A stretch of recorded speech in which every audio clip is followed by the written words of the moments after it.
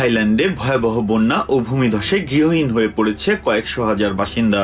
পানির তোড়ে ভেসে গেছে বাড়ি, জলমগ্ন রাস্তাঘাট, নিখোঁজ শতাধিক। মৃতের সংখ্যা আরো বাড়তে পারে বলে আশঙ্কা করা হচ্ছে।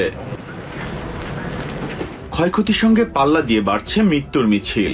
সরকারের তরফে মৃত্যুর যে পরিসংখ্যান দেওয়া হয়েছে, প্রকৃত সংখ্যা তার দ্বিগুণ বলেই দাবি স্থানীয় বাসিন্দাদের।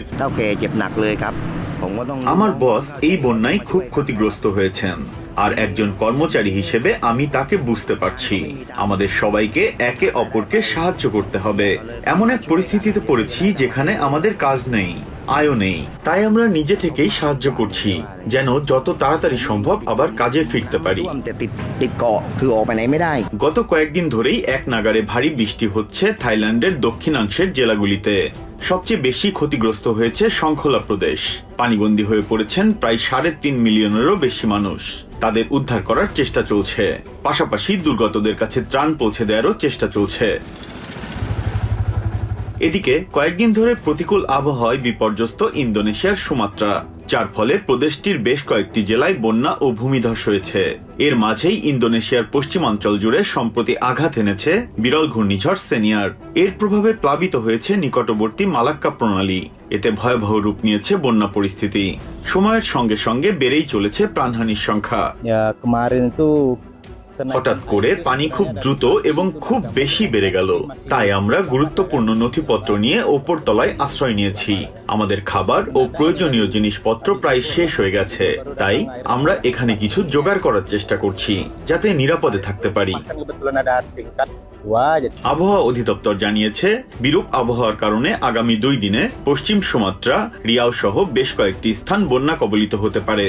বন্যায় ক্ষতিগ্রস্তদের জন্য সরকারি সহায়তা অব্যাহত থাকবে বলে জানিয়েছেন ইন্দোনেশিয়ার প্রেসিডেন্ট প্রবোwo সুবিয়ান্তো। এই মুহূর্তে আমরা জানি, দেশের বিভিন্ন স্থানে ঘটে যাওয়া দুর্যোগে আমাদের ভাই বোনেরা শোকাহত। সর্বশেষ পশ্চিম সুমাত্রা ও উত্তর সুমাত্রার মানুষও ক্ষতিগ্রস্ত হয়েছেন। আমরা প্রার্থনা করি সৃষ্টিকর্তা যেন তাদের রক্ষা করেন এবং তাদের শোক যেন ধীরে ধীরে লাঘব হয়।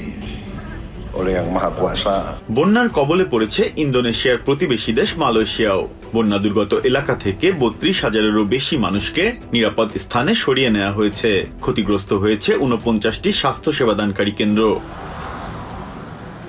অন্যদিকে বন্যায় বিপর্যস্ত সাউথ এশিয়ার দেশ শ্রীলঙ্কা। আকস্মিক বন্যা ও ভূমিধসে বাড়ছে প্রাণহানির সংখ্যা। ক্ষতিগ্রস্তদের বেশিরভাগই মধ্যাঞ্চলের চা বাগান এলাকা বদুল্লার বাসিন্দা। ভূমিধসে ক্ষতিগ্রস্ত হয়েছে 4 শতাধিক বাড়ি। এছাড়া নিরাপদ স্থানে সরিয়ে নেওয়া হয়েছে প্রায় 40,000 বাসিন্দাকে। Biprajit Chanda, TVN 24 news desk. New York থেকে সম্প্রচারিত টিভিএন 24 টেলিভিশন বিশ্বজুড়ে বাঙালির কণ্ঠস্বর।